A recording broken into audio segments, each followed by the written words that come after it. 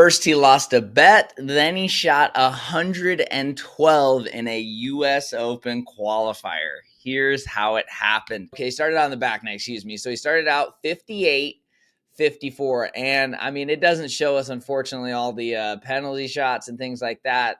But yeah, tough day.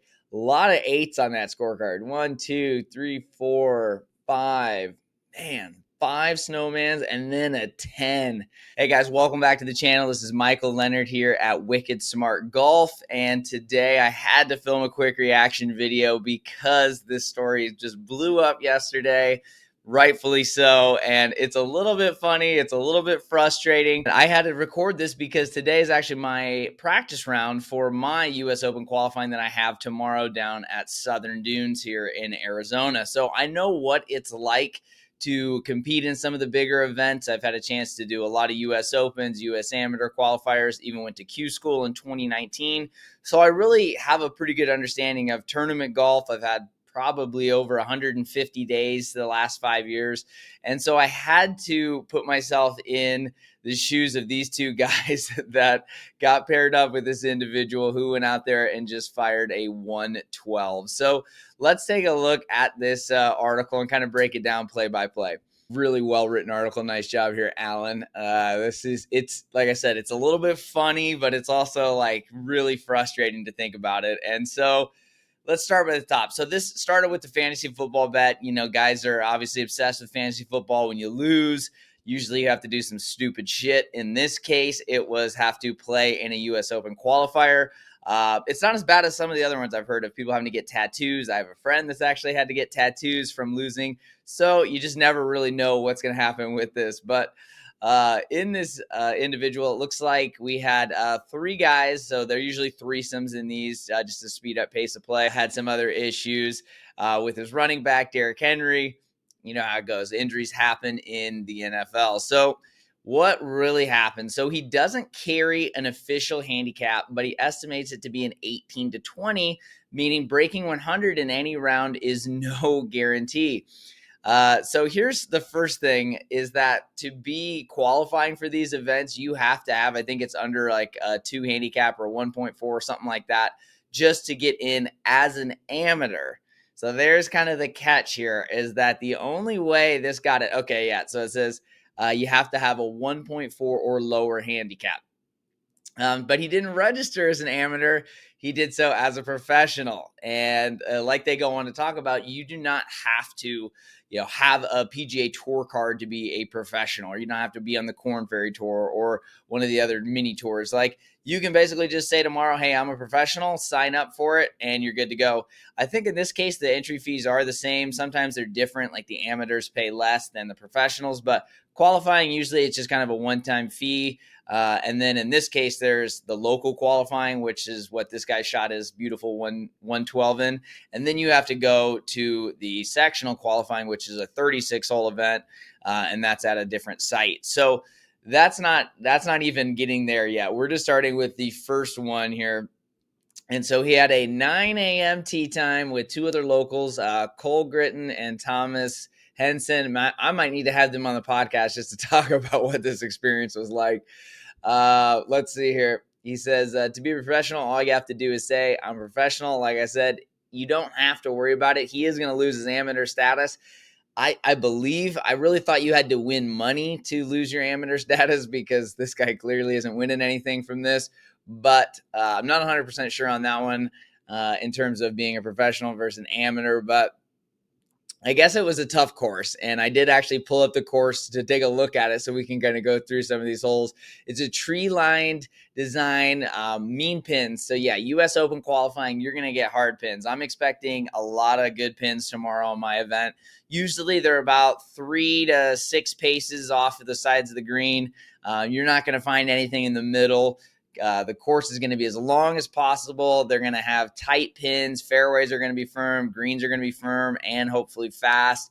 I mean, they make it hard. This is the US Open qualifier. They want to make sure you are ready to go, and they want to crown the right people to make it to that sectional qualifying. And so Let's see. The first thing, just how it started. So there's usually split tees. Like in my event, I think there's like 80 guys or something. And so there's half the group going off 10, half on one.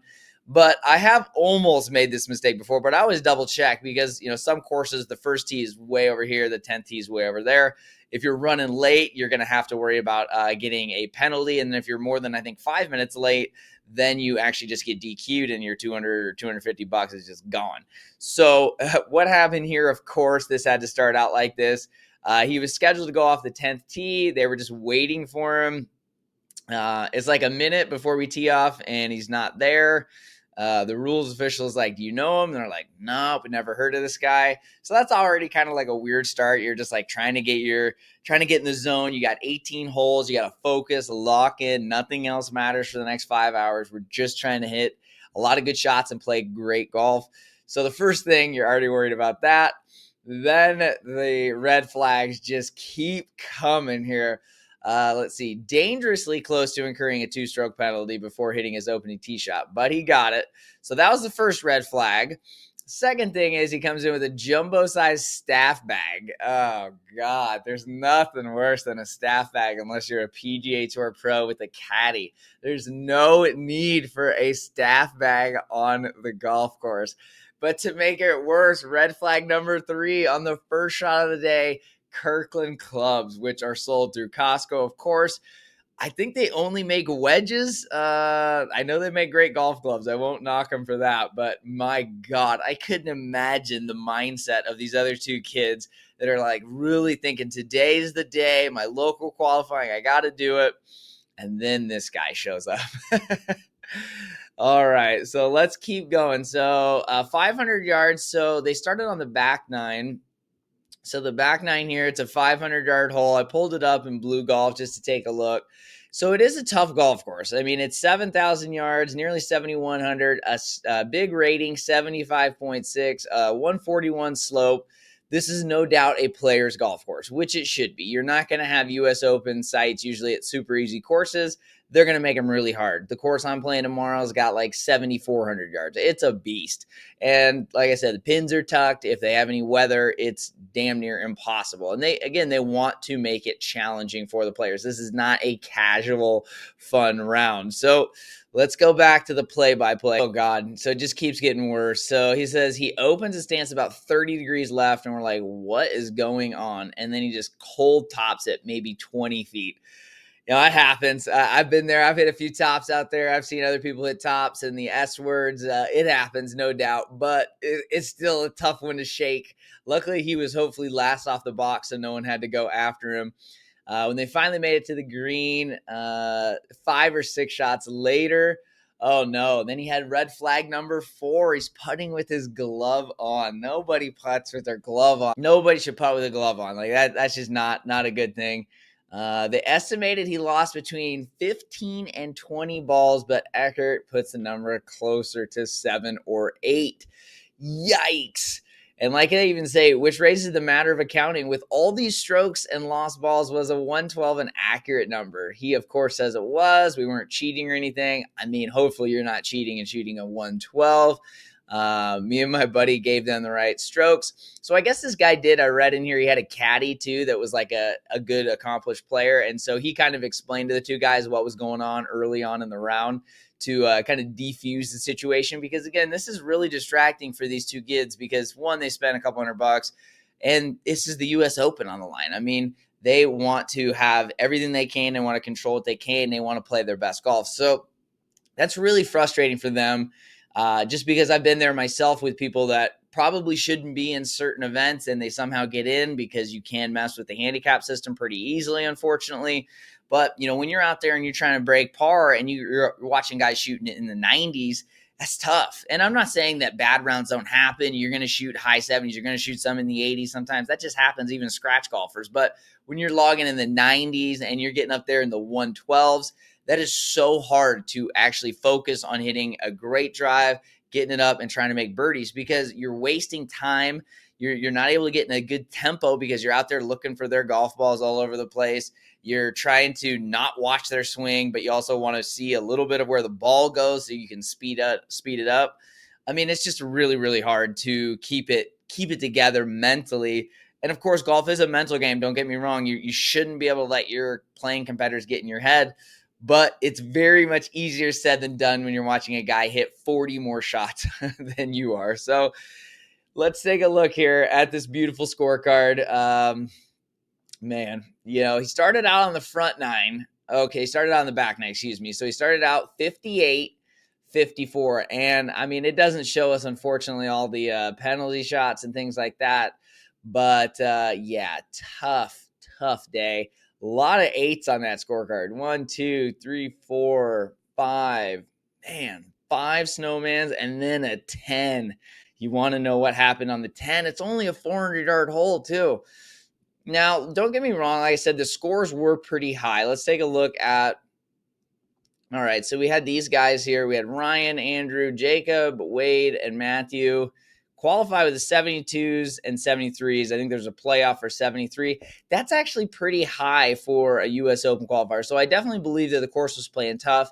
It did say there was 30-mile-an-hour winds. And like I said, the conditions are always hard. Now, this guy, though, had some he had some tough ones. So we started off with a triple. Then we go to a double. Nice little par save, though, on 3. So he's feeling good. Then we go into a quad, then a quad, then a bogey. He's back on the bogey train.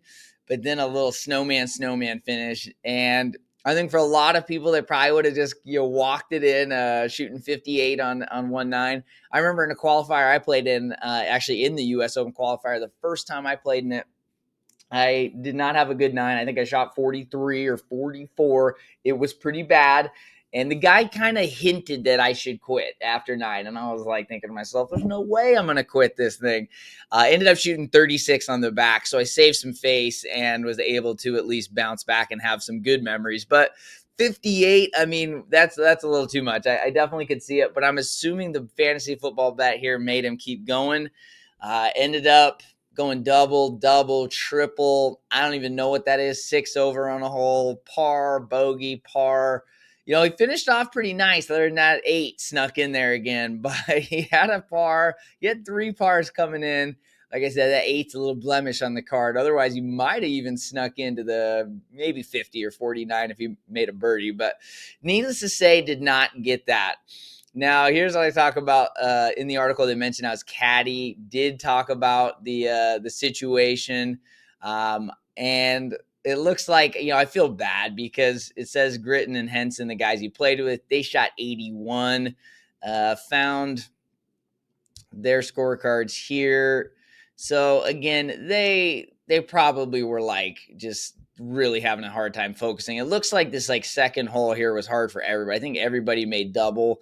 So they made par and birdie on the first hole, 500 yards, short par 5. I don't know if there's trouble or what, but they did pretty good there, that double. And, even both of them were still, well, it looks like Cole was kind of hanging around 39. You don't really know, especially when the course was playing as tough as it was. You could maybe shoot 3 under and finish right around, or even get to 1 over and get in that playoff. So he was close the first 9. So Cole showed some grit there, had some holes, some struggles, but only 1 birdie on the card.